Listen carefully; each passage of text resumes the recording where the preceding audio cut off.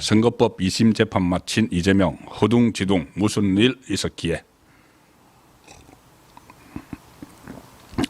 자, 말씀드렸다시피 매주 수요일 이재명의 재판 뭐 대장동 재판 이것은 금요일 있고 금요일 계속 있었고 금요일 계속 지금 1심 열리고 있고 2심 하나는 위정교사는 1심에 어처구니 없는 무죄가 나왔던 2심은 3월 달에 또 잡혀 있고 지금 가장 눈앞에 닥치는 것은 이재명의 선거법 1심에서 징역 1년 집행유예 2년 피선거권 박탈형을 받은 선거법이죠. 통합선거법 2심이 오늘 또 열렸습니다.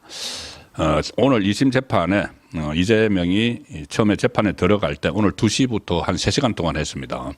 재판에 들어갈 때 이 기자들이 이제 질문을 했는데 침묵을 했습니다. 말 없이 뭐 지지자들이 뭐 연호를 하는 속에 말 없이 들어갔는데 한 재판을 마치고 나오면서는 애써 좀 밝은 표정을 지으려고 하는 듯한 그런 모습을 제가 봤습니다. 물론 화면으로 봤지만 아주 밝은 표정을 일부러 지으려고 하고 또 하나 덤덤한 척 기자 질문에도 한마디 답변을 했습니다.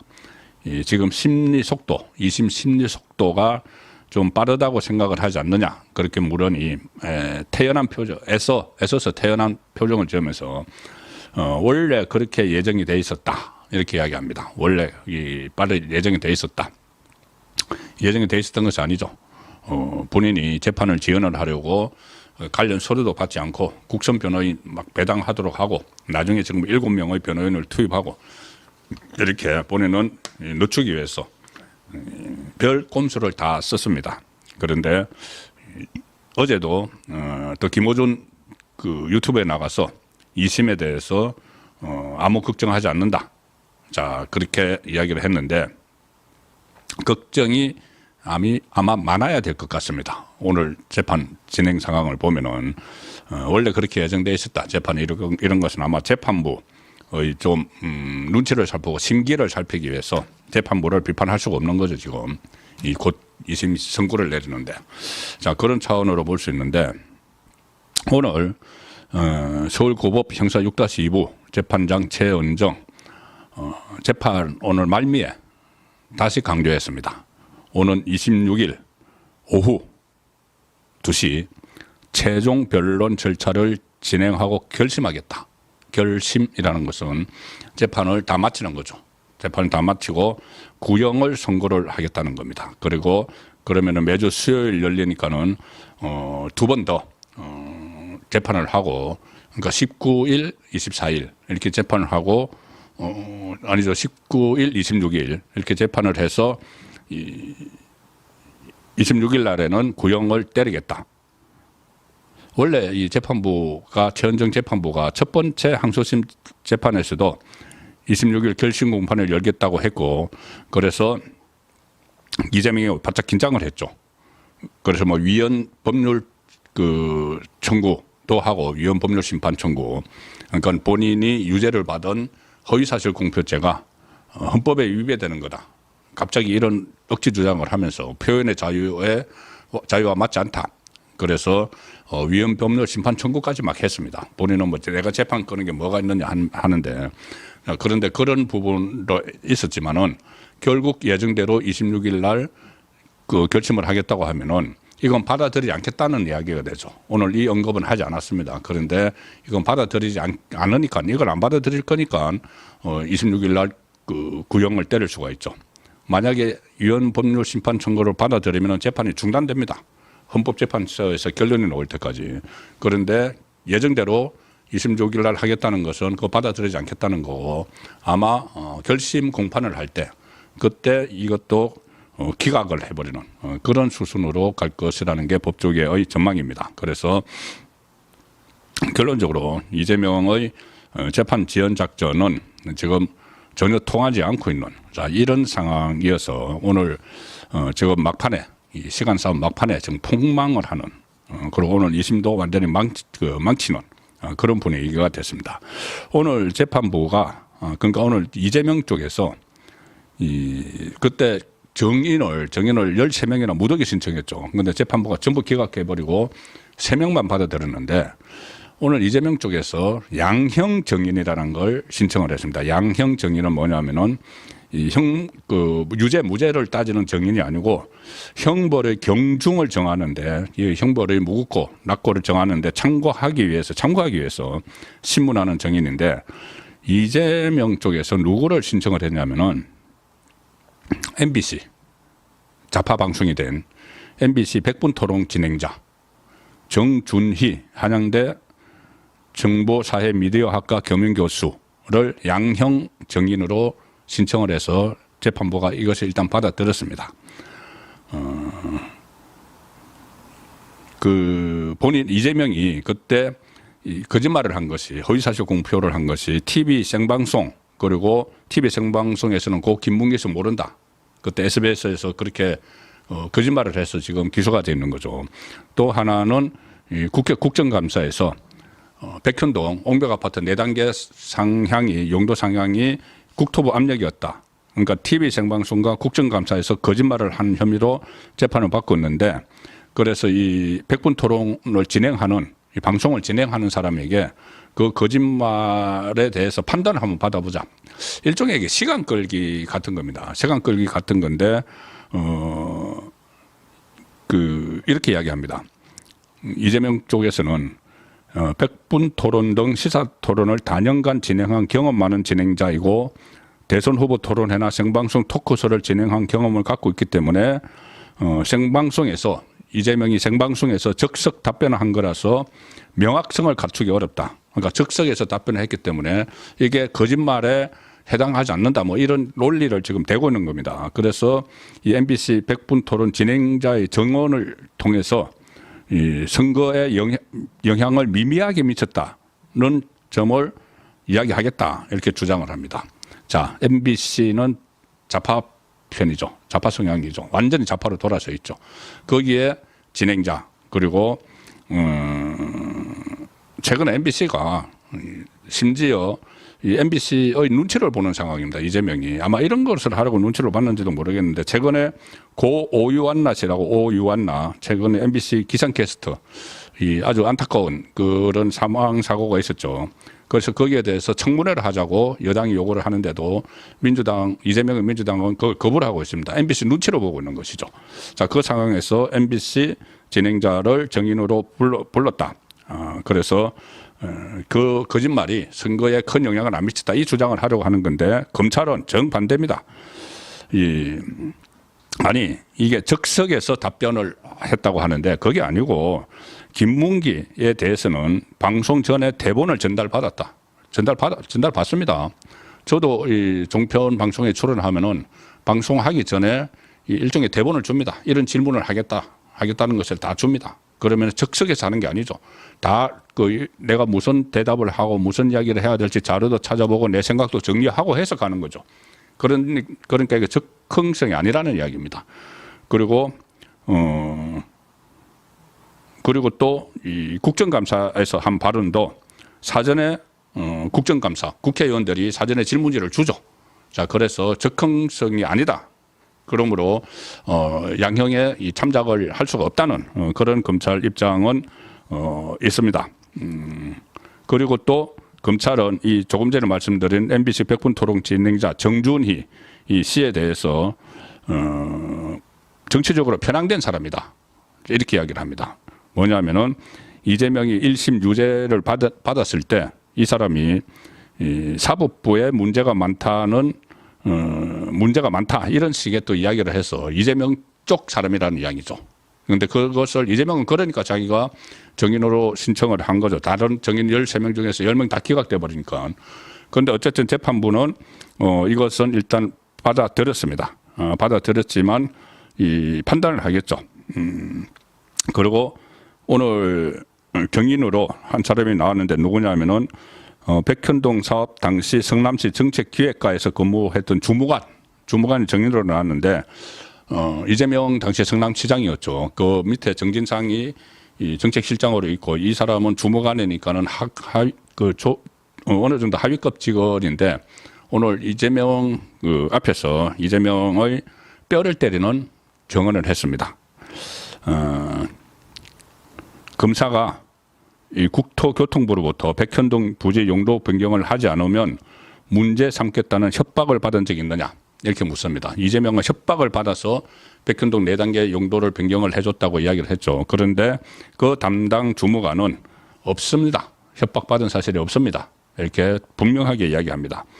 1심에 정인으로 출석했던 성남시 공무원들도 다 그렇게 이야기했죠. 협박받은 사실이 없다. 자, 그래서 이재명이 오늘 2심은 이런 정언으로 인해서 거의 망쳤다 이렇게 봐야 됩니다. 그리고 오늘 재판부는 검찰에 한나 주문을 했습니다. 공소장의 이재명 발언 중에서 허위인 부분을 좀 특정을 해달라. 공소장이 나열식으로 써 있어서 판단 대상이 무엇인지 안 보일 수가 있다. 자, 이것은 법조계에서는 이것을 허위 사실을 명확하게 규정을 해서 지목을 하기 위한 절차다. 그렇게 지금 해석을 하고 있습니다. 어쨌든 이재명 오늘 1심에서 상당히 그 2심 세 번째 공판에서 얻은 것은 하나도 없이 완전히 이제 시간표대로 그대로 진행되는 그 상황을 확인을 했고 심지어 과거에 본인의 직원이었던 사람이 있는 데서 본인이 면전에서 직원이었던 사람이 이재명은 거짓말하고 있다. 백현동 용도 변경 국토부 협박 없었다. 이렇게 딱 정리를 하는 그 장면도 있었습니다. 그리고 제가 구속 위기 재점화라고 썼는데 이거는 뭐 구속까지는 가지 않겠죠. 지금 집행유예를 1심에서 받았으니까. 그런데 가장 이재명의 여러 가지 재판 중에서 구속이 거의 뭐 구속하지 않을 수 없는 것이 있습니다. 바로 대북 송금 사건이죠. 대북 송금 사건. 북한 조선노동당에 800만 달러 뇌물 준 사건 100억 원이 넘습니다. 특가법에 적용이 돼서 징역 10년 이상, 무기징역 이상이 법정형이죠. 자, 그런데 공범 관계인 이화영이 벌써 1, 2심에서 다 유죄를 받았습니다. 그러면 이 재판이 본격화되면은 이재명은 구속됩니다. 다른 사건으로 가령 예를 들어서 이 선거법으로 본인의 피선거권이 날아가고 국회의원 배지도 떨어지고 당 대표직도 없어지면은 그 상황에서 그때 이재명의 위치가 처있는 그 처지가 어떤지 모르겠지만 그 상황에서 위정교사가 1심 선고를 할 때 법정 구속을 해버릴 가능성이 상당히 높죠. 왜냐하면은 불체포 특권이 없어져 버리는 상황에서 1심에 나오게 됩니다. 자, 그런데 오늘 이 대북 송금과 관련해서 소식이 새로운 게 하나 들렸습니다.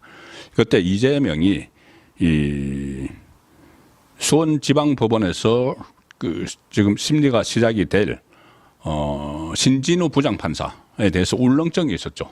신진우 부장판사가 과거에 대장동 일당 김만배나 그때 성남시 의회 의장 이런 사람들에게 실형을 선고한 그런 아주 깐깐한 판사고 이재명의 후임 은수미 전 성남시장을 정치자금법 위반으로 법정 구속을 한 아주 무서운 판사죠. 그래서 이재명이 그리고 또 공범 관계인 이화영에게 1심에서 징역 9년을 선고를 한 아주 피하고 싶은 그런 판사였죠. 신진우. 그래서 처음에 신진우에게 재판을 배당이 됐는데 받지 않기 위해서 3번 재판 지연수를 씁니다. 한 번은 대법원에 이 사건을 수원지방법원에서 하는데 이 사건을 자기에게 유리한 심리를 해주는 서울중앙지법 형사 33부로 옮겨달라. 그런데 대법원이 기각을 했죠. 그러니까 그 다음에는 이것을 재판부를 바꿔달라. 재판부로 바꿔달라. 그 수원지법에서 할 테니까 재판부로 바꿔달라. 이게 또 기각됐죠. 그러니까 세 번째 하는 게 그러면 그대로 형사 11부에 대해서 형사 11부 거기다가 그 신진우 부장판사에게 이거 재판부 기피 신청을 해버린 겁니다. 신진우에게 재판부 받겠어. 기피 신청을 했습니다. 그런데 그때 신진우 부장판사가 법관 인사가 곧 이제 2월 달에 그때 있을 거로 예상이 돼서 그걸 이제 받아들였죠. 받아들여서 한 2개월 정도 이재명이 또 시간을 벌었습니다. 이거 가지고. 이 시간을 벌었는데 오늘 이 법관 기피 신청을 한 데 대해서 각하 결정을 내렸습니다. 수원지방법원에서. 그러니까 수원지방법원 형사 11부 신진우 부장판사에 대해서 이 재판을 못 받겠다. 선입견이 있다. 이하영에게 중형을 때렸으니까. 그런데 이 선입견이 있는 것이 아니고 사건을 너무나 잘 알죠. 그래서 불리하니까는 그렇게 했는데 오늘 어쨌든 그것을 각하를 했습니다. 수원지법 형사 11부 법관 기피 신청 신진우에 대해서 이 기피 신청은 옆에 재판부에서 판단을 합니다. 그래서 형사 13부 박종호 부장판사가 이것을 각하를 해버렸다. 사건이 안 된다. 이 사건이 안 된다. 왜 그러냐면은 신진우 부장판사가 전번에 인사가 있었죠. 수원 고등법원으로 가버렸습니다. 그래서 이제 새로운 판사가 왔는데 어쨌든 이제 그것은 이재명이 들이댄 명분도 이제 사라져버린 거죠. 뭐 선입견이 있다. 그래서 어쨌든 이거 거래가 안 된다 해서 각하를 해버렸으면은 이제 수원지방법원에 재판 받으러 다녀야 됩니다. 이재명은 앞으로 뭐 정치 상황이 어떻게 될지는 모르겠지만 어떤 경우라도 수원지방법원에 재판 받으러 다녀야 되죠. 법인카드 그것도 지금 기소가 돼서 수원지방법원에서 곧 재판이 시작이 됩니다. 이 수원지법 형사 11부는 그때 이화영에게 관련 공범이죠. 징역 9년 6개월을 선고를 했고 최근에 항소심 재판부가 1심 유죄 판단을 그대로 유죄를 하면서 징역 7년 8개월로 좀 깎아줬죠. 7년 8개월을 지금 받았습니다. 이화영. 어쨌든 이제 이재명 쪽이 이제 불복 절차도 할 게 없죠. 재판부가 바뀌어버렸으니까는 사람이 바뀌었으니까 그러면은 이 상태로 가면은 이러면은 3월 중에 재판 기일이 또 지정이 됩니다.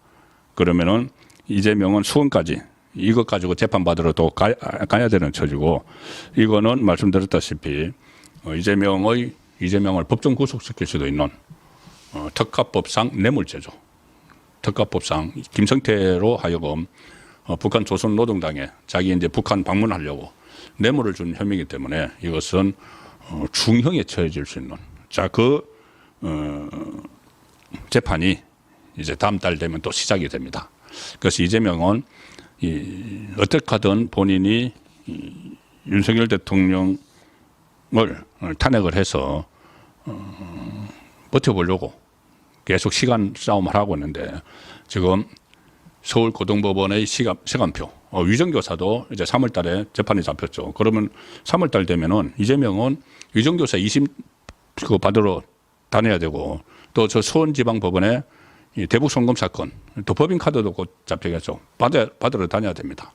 그리고 서울 고등법원에 또 하나 이 선거법원 본인의 명주를 지는 그 선거법원 이제 계획대로 착착 진행돼서 다다음 주 구형이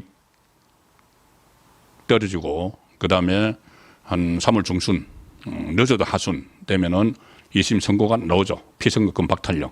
그럼 사실심에서 유죄가 확정이 되면은 대법원에서는 그대로 되는 게 확정적이니까 이재명은 지금 나락으로 떨어지고 있는 순간이 다시 왔다.